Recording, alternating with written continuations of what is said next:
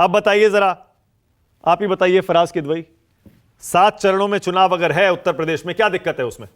देखिए मानक जी, सबसे पहली बात तो यह है कि हमारे कांग्रेस के भाई ने अभी एक बात बोली कि भारतीय जनता पार्टी जो है वो किसी न किसी तरह से इलेक्शन को जीतना चाहती है। उस पर हमारे गुरु प्रकाश भाई ने कहा कि यह तर्कहीन बात है। देखिए, तर्कहीन बात बिल्कुल भी नहीं है। भारतीय जनता पार्टी की सरकार 2014 से खासकर माननीय प्रधानमंत्री जी की जब से इस देश में आई है, भारतीय जनता पार्टी अगर लोकतांत्रिक तरीके से इलेक्टोरल अगर चुनाव नहीं जीत पाती है तो कोई ना कोई अलोकतांत्रिक हथकंडे अपना करके सत्ता पर काबिज होना चाहती है।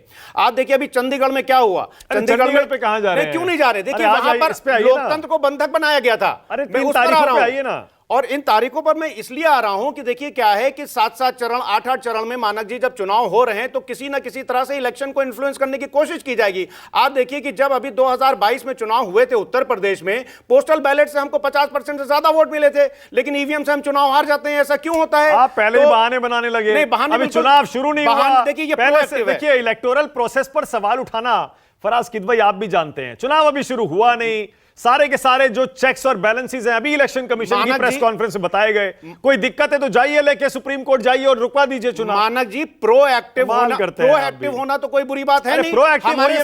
हमारे सामने तो हिस्टोरिकल फैक्ट्स है ना कि किस तरह से ये लोकतंत्र को हाईजैक कर रहे हैं। भारतीय जनता पार्टी ने तो आज की तारीख में लोकतंत्र को बंधक बना रखा है। फराज भाई, लोकतंत्र और चुनावी प्रक्रिया दोनों में फर्क है। लोकतंत्र तो इतनी ब्रॉड डेफिनेशन है, आप तमाम तरह के आरोप लगा सकते हैं, लेकिन चुनावी प्रक्रिया सैक्रोसैंक्ट होती है, पवित्र होती है। कम से कम उस पर तो इस तरह हवाई आरोप चुनावी प्रक्रिया को अपवित्र तो भारतीय जनता पार्टी ने किया है। चंडीगढ़ का मॉडल सबने देखा और उसका जिक्र करना जरूरी है, क्योंकि जिस तरह से वहां पर इन्होंने मैनिपुलेट कर करके इलेक्शन को बैलेट पेपर से हुआ था फराज किदवई, तो फिर बैलेट पेपर से करा दीजिए। अरे बैलेट पेपर मतलब बैलेट पेपर से होगा तो बेईमानी नहीं होगी। बात कर रहे हैं बैलेट पेपर से। फराज भाई एक मिनट, बैलेट पेपर से बेईमानी हुई, आप कह रहे हैं बैलेट पेपर से ही चुनाव करवा दीजिए। मैं ये बोल रहा हूं बैलेट पेपर से हुआ तो पकड़ी गई, बैलेट पेपर से ना होता तो पकड़ी भी ना जाती मानक भाई। दूसरी बात यह है कि 2024 का इलेक्शन सही बात हिस्टोरिकल इलेक्शन है, क्योंकि 2024 के इलेक्शन के बाद ये डिसाइड होगा मानक जी कि भारत अब लोकतंत्र से चलेगा कि नहीं चलेगा, भारत अब संविधान से चलेगा कि नहीं चलेगा। 7 चरणों में चुनाव सही है या नहीं है, ये बताइए।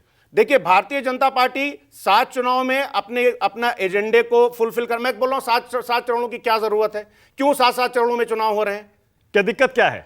दिक्कत हमको यह है कि भारतीय जनता पार्टी किसी ना किसी तरह को इलेक्शन को इन्फ्लुएंस करने के लिए उसको टाइम भी मिलेगा, मतलब ज्यादा प्रचार करने का टाइम मिल जाएगा, ज्यादा प्रचार करने का टाइम मिलेगा। और इनके तो आपके पास भी उतना ही टाइम नहीं, हमारे पास भी उतना ही टाइम है, लेकिन इलेक्शन को इन्फ्लुएंस करने के लिए सरकारी मशीनरी को यूज करने के लिए भारतीय जनता पार्टी के पास ज्यादा अपॉर्चुनिटी होगी, क्योंकि भारतीय जनता पार्टी की जो सरकार अभी जो भारतीय जनता पार्टी की सरकार चल रही है, तो जाहिर सी बात है मशीनरी ये ज्यादा अच्छी तरह से इन्फ्लुएंस